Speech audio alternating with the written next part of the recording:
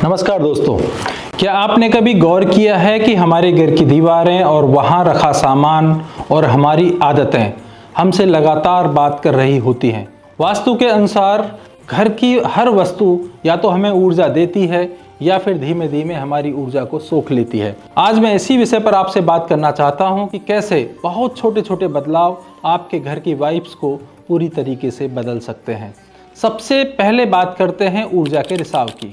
कई बार हमें समझ ही नहीं आता कि घर में बेचैनी, तनाव, आपसी खटास क्यों बनी रहती है। इसकी एक सबसे बड़ी वजह होती है ऊर्जा का लगातार बाहर निकलना। टॉयलेट का दरवाज़ा हमेशा बंद रखना चाहिए और इसके उपयोग के बाद कमोड को ढककर रखना भी एक महत्वपूर्ण आदत है, क्योंकि वास्तु में इसे नकारात्मक ऊर्जा का बहुत बड़ा सोर्स माना गया है। इसी तरह अलमारी में कपड़े निकालने के बाद अलमारी को तुरंत बंद कर देना चाहिए या किताबें निकालने के बाद, कॉपियाँ पढ़ने के बाद उनको खुला छोड़ देना भी ऊर्जा को असंतुलित करता है। खुली अलमारी मानसिक अस्थिरता को संकेत की तरफ लेके जाती है और खुली किताबें एकाग्रता को कमज़ोर करती हैं। छोटी सी बात है लेकिन असर बहुत गहरा होता है। अब बात करते हैं रसोई की, क्योंकि रसोई घर को ऊर्जा का केंद्र माना जाता है। खाना बनाने के बाद हमेशा उसे ढककर रखना चाहिए। खुला भोजन न सिर्फ अपनी पौष्टिकता को खोता है बल्कि सकारात्मक ऊर्जा भी धीमे धीमे कम होने लगती है। डाइनिंग टेबल पर रखे नमक को भी कभी खुला न छोड़ें। नमक ऊर्जा को बहुत तेजी से सोखता है, इसीलिए हमेशा बंद डब्बे या कांच के बर्तन में ही नमक को रखना चाहिए। नमक की बात चली है तो मैं एक बहुत प्रभावशाली उपाय जरूर आपको बताता हूँ। हफ्ते में 2 बार घर में पोंछा लगाते समय पानी में समुद्री नमक, सी सॉल्ट मिलाइए। यह उपाय घर में जमी हुई सारी नेगेटिविटी को बाहर निकालता है और वातावरण में एक नई ताजगी भर देता है।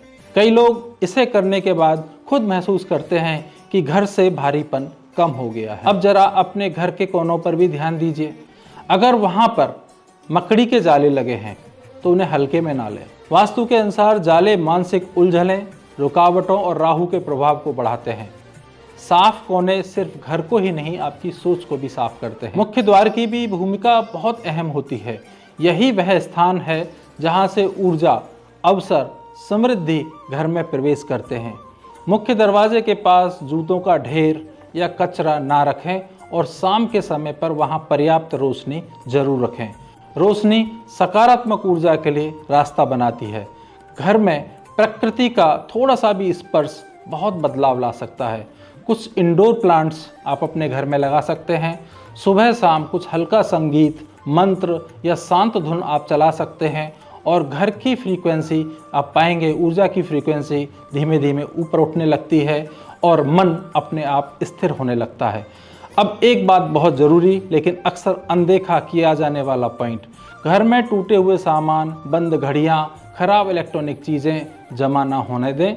ये रुकी हुई ऊर्जा का प्रतीक होते हैं और जीवन में भी ठहराव पैदा करते हैं। जो उपयोग में नहीं है उसे सम्मान के साथ घर से बाहर जाने दीजिए।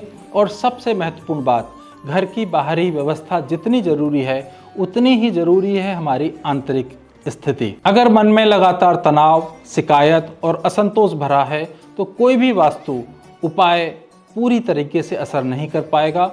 इसके लिए योग, ध्यान, सही जीवन शैली बहुत ज़रूरी है। इस दिशा में अगर आप सही मार्गदर्शन चाहते हैं तो बीइंग स्पिरिचुअल फाउंडेशन जैसे संस्थान आपकी आध्यात्मिक और शारीरिक ऊर्जा को संतुलित करने में मदद कर सकते हैं, आपके अच्छे साथी बन सकते हैं। याद रखिए, बड़े बदलाव हमेशा बड़े प्रयासों से नहीं आते। कभी कभी एक छोटा सा बदलाव पूरे जीवन की दिशा को बदल कर रख देता है। अपने जीवन को केवल सजाइए मत, उसे महसूस कीजिए, उसकी ऊर्जा को समझिए और उसे प्यार से संवारिए। आज के लिए इतना ही। सकारात्मक रहिए और अपने घर को शांति का स्थान बनाइए, मंदिर बनाइए। धन्यवाद।